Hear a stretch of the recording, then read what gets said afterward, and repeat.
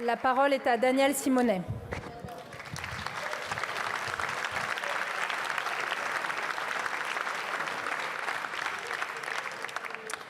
Ah, la République exemplaire tant vantée par Emmanuel Macron. Après les affaires McKinsey, Alstom, les sociétés d'autoroutes et j'en passe, voilà le scandale d'État Macron-Ubergate. Pour s'implanter en France, Uber, face à la lutte des taxis, dont mon collègue Sébastien Delogu se souvient bien, Uber, le géant américain de l'évasion fiscale, de la casse de notre modèle social, a pu s'appuyer largement sur son VRP en chef, Emmanuel Macron. Nombre de réunions, rendez-vous, coups de fil et SMS gardés secrets entre les dirigeants d'Uber et Emmanuel Macron ont donc permis des deals secrets à Bercy pour torpiller la loi, alléger les réglementations, commander des amendements clés en main.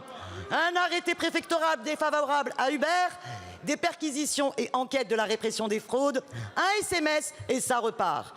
Un ministre de la République aurait donc servi les intérêts d'une plateforme américaine contre l'avis même de son gouvernement et de notre administration.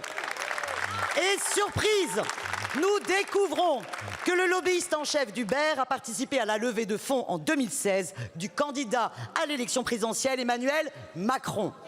Emmanuel Macron et vous, Madame la Première ministre, vous continuez de travailler au niveau européen pour Uber et les plateformes pour contrer la directive sur la présomption de salariat arrachée de haute lutte par la députée européenne insoumise Leïla Chaibi. Parce que sur le fond, votre projet, c'est la société du travailleur sans droit d'Uber. C'est un suicide social collectif par le low cost. À l'arrivée, c'est la casse du code du travail et le retour au tâcheron du 19e siècle, la casse de la sécurité sociale et l'appauvrissement de l'État, car ces plateformes sont championnes de l'évasion fiscale.